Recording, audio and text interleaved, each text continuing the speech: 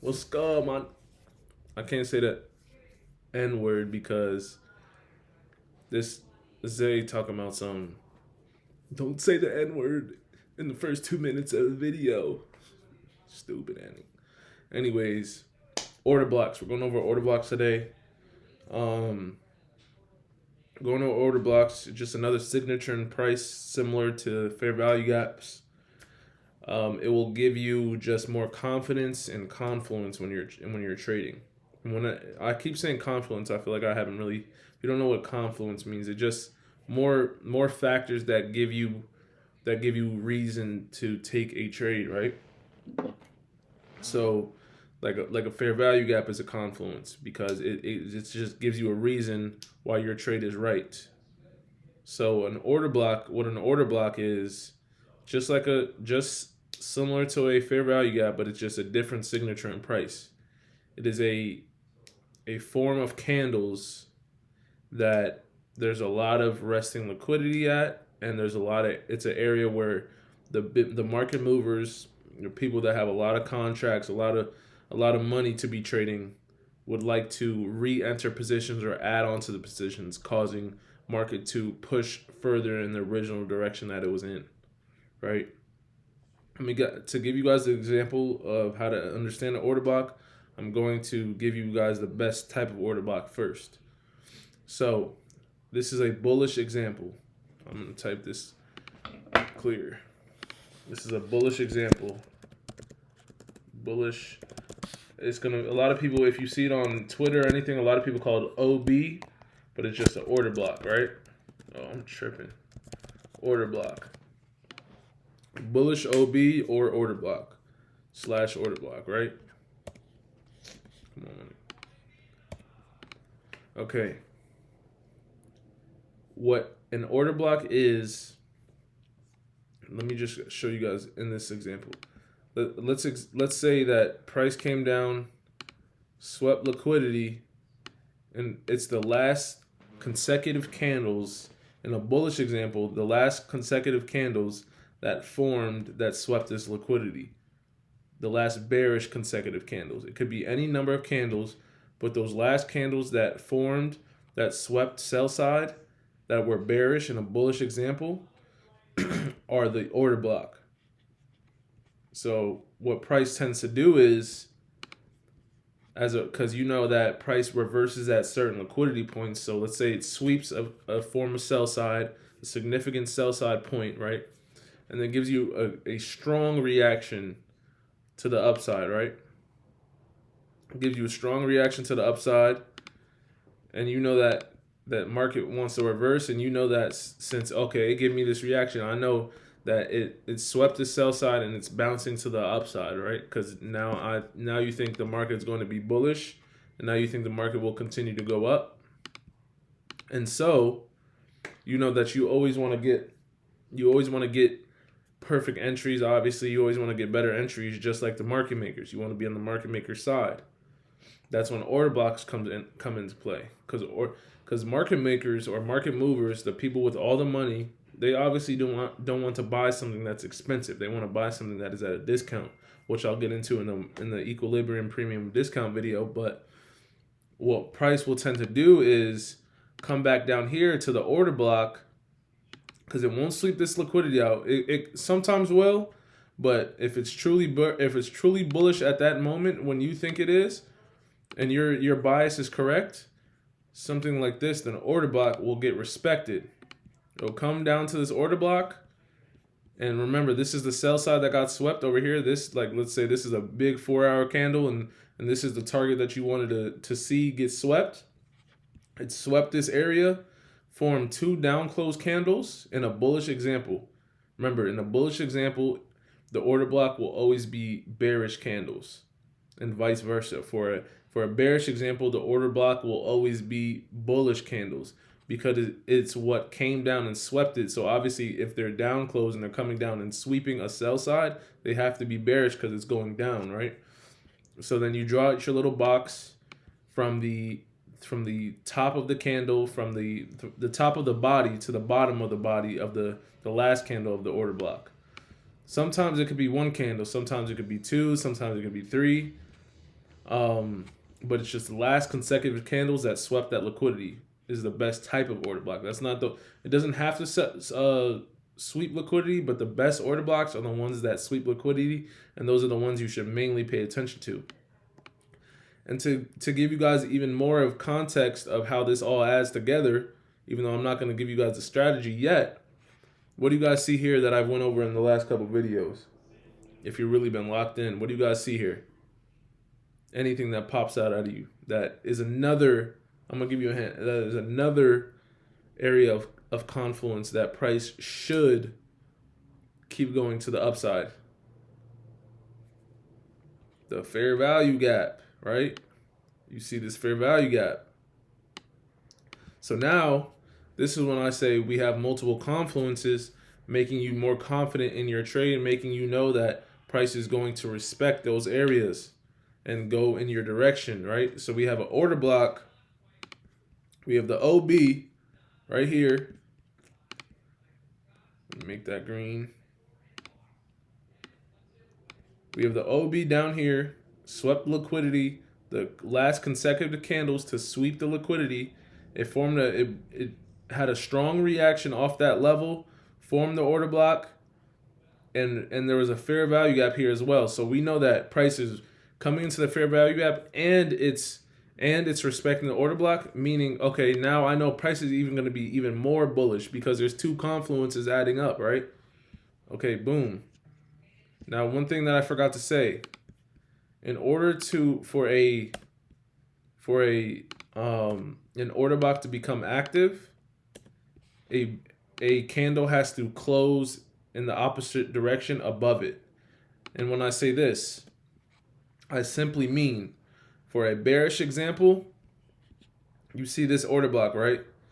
A bullish candle has to close fully above it, above the top of the body of the top candle in the consecutive candles. So you see how this candle closes above this order block? That simply activates the order block, making this order block valid, meaning that now this is an order block. Now this is the area that should be respected if price is truly bullish, right? Now this would not be a valid order block yet. Let's say the candle came up here, right? Wicked above this area, but didn't close above the top of the body of the top consecutive candle that created the order block. Let's say you see how it didn't close. Let's say this wasn't here. This is not an order block yet. Let's say price closed right here. This is not an order block yet. This is not something that, this wouldn't be the order block. This is not the order block. This is not the order block yet. You have to wait. Let's say this candle closed up here.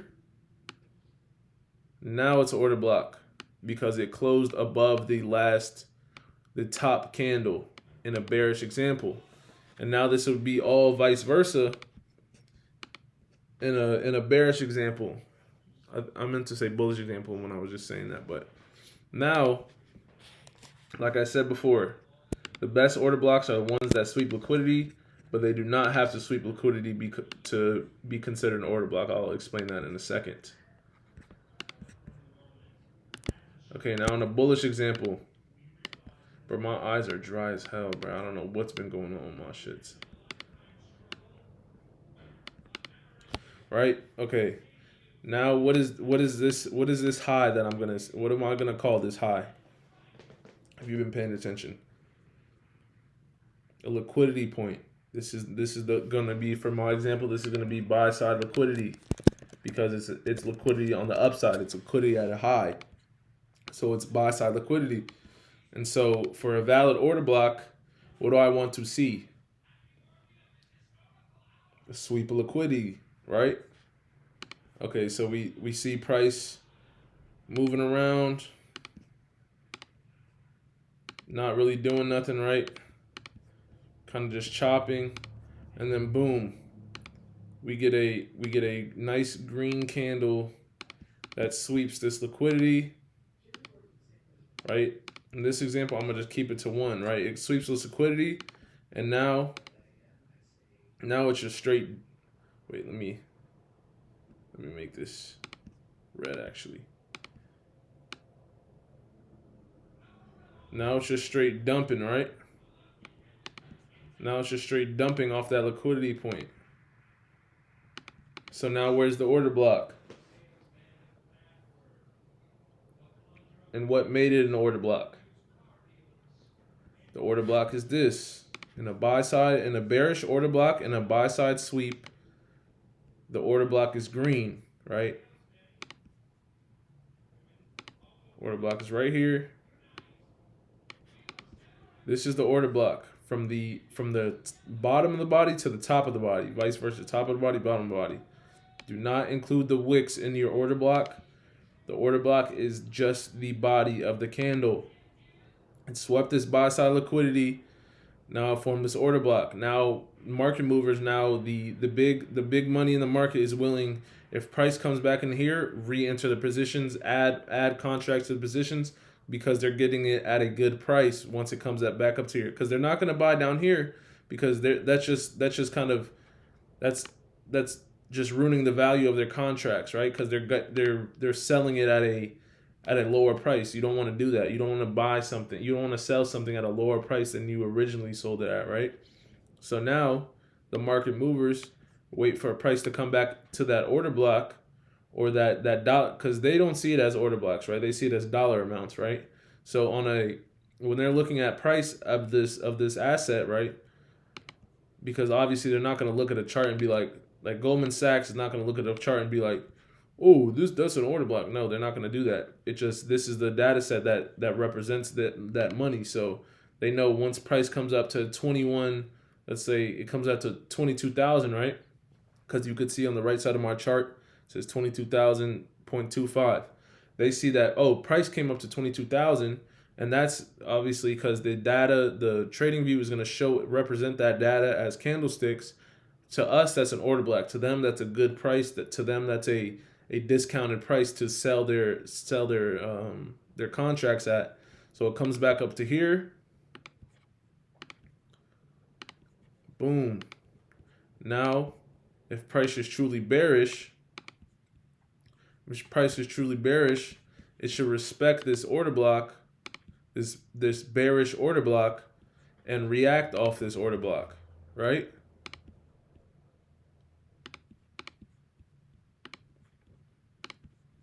Right? Okay, boom. So now what do you see that might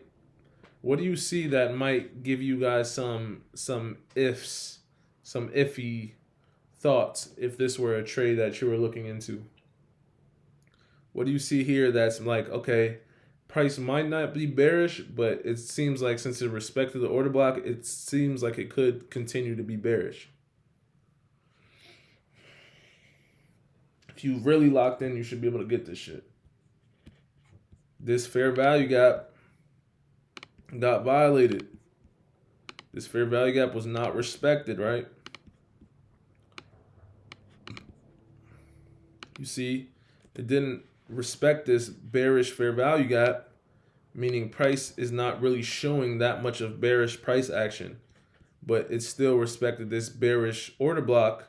So you know that there's still a bearish confluence, and so you could still be somewhat confident in your idea or bias that price will go to the downside, but it's kind of not 50-50, but it's just less confluences versus the previous example I showed you guys in the earlier example where price respected that fair value gap as well, right?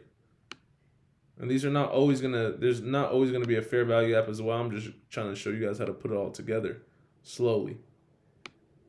So since you guys already learned fair value gaps, like this would be a better example.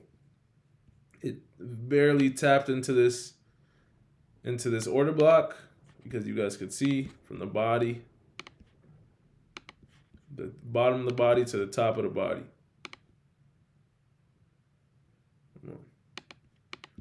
It tapped into this fair value gap and respected this bearish order block. That's even more confidence than the original example where it violated this fair value gap and tapped this order block. So this is an even better example. Now that gives you a better idea of where price is going to go. It's not an entry model for us, entry model for other people, But for us, we're not going to use this as an entry model because it's not as accurate as the entry model I'm going to show you guys in the future. I don't know why the fuck I'm talking like that, but just listen. Because I think it's because I'm in an office, but I feel real official. Yo, my eyes, yo. My shit look red. Look like I smoke like you dickhead ass. I'm gonna stop saying the N-word. I be saying that shit too much. I don't smoke. Don't smoke though. Especially if you're trying to lock in and change your life, nigga. Stop smoking. Now let me show you guys examples on the charts. All right. Let's find some OBs, man. Okay, boom. 1 hour OB is right here. Actually, let's see if you guys can spot it.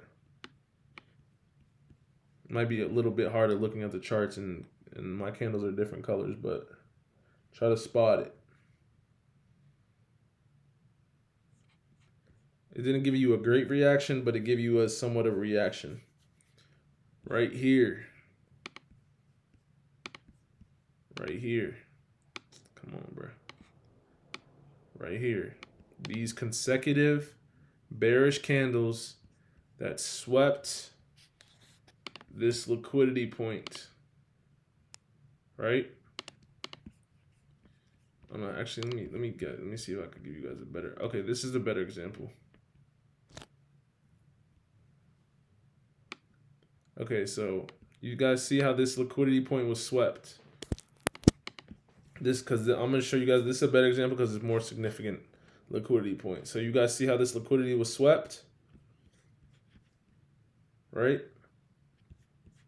Now, you look for the last candle or consecutive candles that swept the liquidity.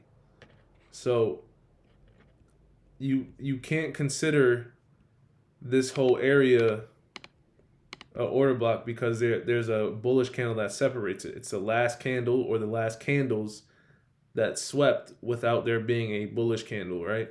So it's this candle right here that is considered the order block in this example, because you guys could see it got separated between this bullish candle. So it's the last candle. So if it was two bearish candles right here, that would be considered order block after this bullish candle because it cannot have any bullish candles in between. So this is considered the order block now. So now when you're looking at it, now this is considered the order block. Now let's say you go back to this point in time, right? Now you could say, okay, I see a 4-hour order block. I see a 4-hour order block, and mind you, we don't take trades on the 4-hour time frame, right? Because that's higher time frame. That's too much time. I'm not going to be sitting on the charts waiting for a 4-hour candle to form, right? That just gives you the higher time frames, like I said before, or like I'm sure Zay has mentioned it, just gives you your idea of where the charts are going to go, your bias, right? So okay, I'm on the 4-hour. Since I'm a day trader, since I'm an intraday trader, I'm obviously not going to take trades on the 4-hour. I see the 4-hour. I'm like, okay, let me go down to the lower time frame. You heard? So now I know this is a 4-hour order block where I mark out this yellow zone. And just like a fair value gap, I want to see a reaction out of there. So I'm like, okay. I see a reaction, and now you can see that we get some sort of reaction out of this order block, and we see that there's liquidity above, right? I'm not sure if it comes all the way up here, but this would be like a target of buy side, right? So buy side. So now we have buy side liquidity because we could step back and see this significant high, but there's fair value gaps all in here. So we want to obviously take profit before there. I'm going to get more into that in later videos, but there's a high here. I could target here. I could target here because I know what price is on. Fuck my eyes. Price is only targeting highs and lows and fair value gaps. So I see there's a pretty good high right here. I could target here. I could target this fair value gap up here, or I could target this significant buy side level up here. So we see it tapped into this order block. Boom, boom, boom, boom, boom, boom. See that now that high is taken out. Now you could take profit there. Boom, boom. Now it taps into this fair value gap. Now I'm holding contracts. See, that's why we take profit at, or that's why we target highs and fair value gaps, because you could see it reacted off of this fair value gap. But now that's a pretty good entry. Now you caught what? That's 300 points. That's a shit ton of money. You don't even need that many points. Like I consistently catch like 60 points.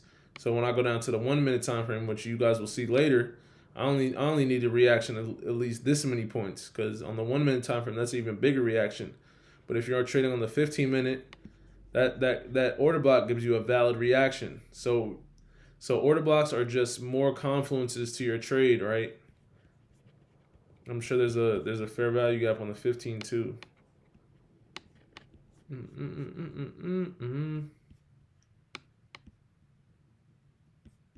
Look, you could even see that this fair value gap, look, that's an even bullish, more bullish confluence. It doesn't really disrespect this fair value gap. It kind of still respects it. It barely closes below it. So it's kind of still somewhat of a respect of this fair value gap.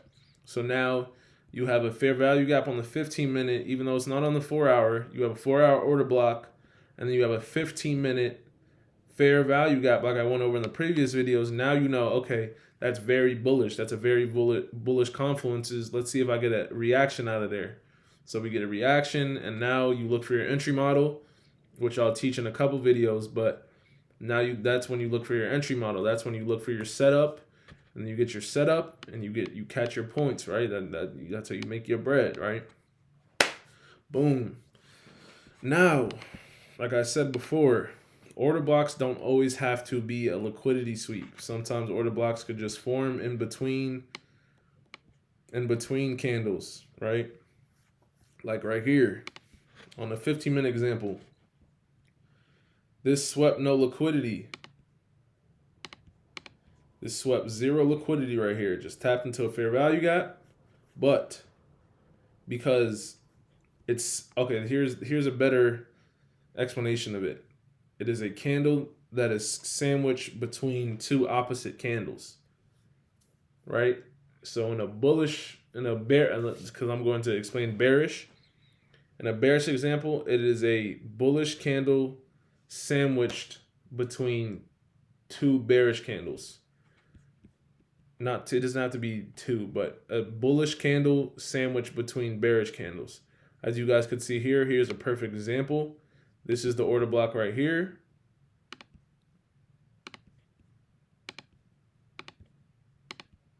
Come on, bro. This is the order block right here. This white candle on your chart, it would be green. So this is a bullish candle sandwiched between this candle and this candle. And so when does the order block activate? When does it consider an order block? At this candle right here, you see how it closes below the body of the candle, making this an order block. You get it? All right? Closes below the body. Now this is a significant order block. Even though it didn't sweep liquidity, it still becomes an order block because it's sandwiched between two bearish candles, and it is a bullish candle, and it is at a significant fair value gap. And now if you think price is going to reverse at this area, now you could treat this as an order block. Now you could treat this as price wanting to revisit and give you confluence to the downside, because if you're bearish in this instance, okay, you see boom. Now let's say it goes, let's say right here, right? Okay. Now what I would see is, okay, I'm rejecting. This is getting a little advanced, but I just want to show you guys my thought process when I'm looking at something like this, so you guys can get an understanding. So boom, okay. Now we see this huge fair value gap, like I went over in the other videos. Huge fair value gap. Okay, I think there's going to be reaction out of this fair value gap, right? Now, let me go back a little bit more candles. Okay, right? Now I'm in this fair value gap. Let's see what happens. Oh, that's a nice candle. That's a nice little reaction out that fair value gap.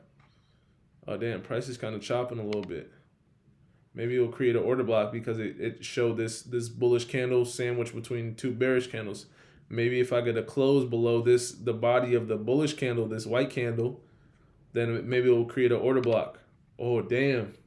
It created an order block, right? Creates an order block because it closed below the body of the bullish candle of the bearish order block.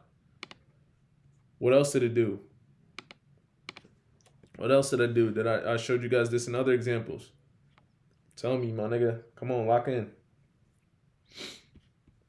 Created a fair value gap as well.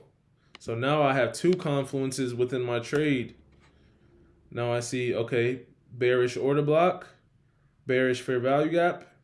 If both of these get respected, I know price wants to keep going down. It's just showing me bearish price action, showing me it's hopefully a downtrend. All right, okay. Tapped into this fair value gap, tapped into this order block. Okay, let's see if it respects them. Let's see if there's a reaction out of there. Boom, now it's still respecting it, still respecting it. Boom, now you get another order block, right? Oh, damn, not yet. Another OB ski. Another OB, right? Another order cock, right? Another order cock. So then, okay, let's see if we get a reaction back up into this other order cock, right? It almost taps it. Basically, it taps it, so you could still consider that. So now we have two order blocks. It's respecting it, and it created another fair value gap, just more bearish confluences that price wants to keep going down. And so what do you want to do? You want to target lows, right? Since it's showing you bearish price action, you want to target lows. Price, I'm not sure I don't remember if it does, but this is sell side, even though it might not hit it because you never know truly where the market's going to go. This would be your bias. You want to target a next significant low.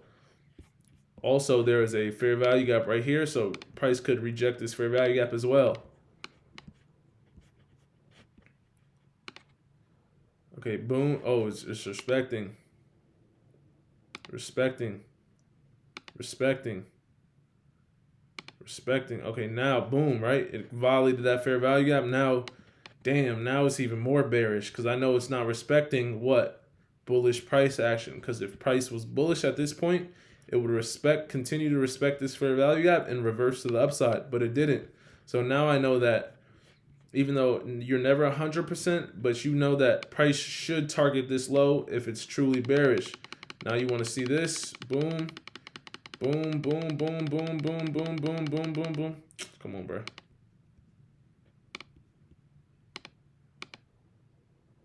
And it's still, even though, look, see, boom, right there.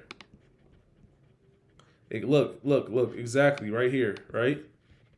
It came back and revisited this order block and gave the market movers, the big money, a better area to hop in their contracts, add to their positions. Look, this is a fucking perfect example, bro. Fucking perfect example. It came right back to this order block. Respected the shit out of this order block, this new order block that it formed, and came back down and ran sell side because price was truly bearish and wanted this low. Right? That's why you can't time the market because you don't know if it's gonna come back down or what time it's gonna come all the way back down. But you know that it's showing you bearish price action and it should eventually target this low and continue bearish price action. But if it doesn't, then it will tell you otherwise and you sit back and wait for price to tell you what it wants to do. I feel like that was a pretty good video. Another confluence for you guys. The true setup, IFVGs, inverse fair value gaps, is our strategy. Will be coming soon. Just stay patient. Keep watching the videos. Keep tuning in. Keep learning. Keep grinding. Hopefully more of you guys tune into live streams as you learn. But yeah, this was a pretty good video. I'm going to catch y'all. Try to keep it more serious this video, but I'm going to see y'all niggas, man.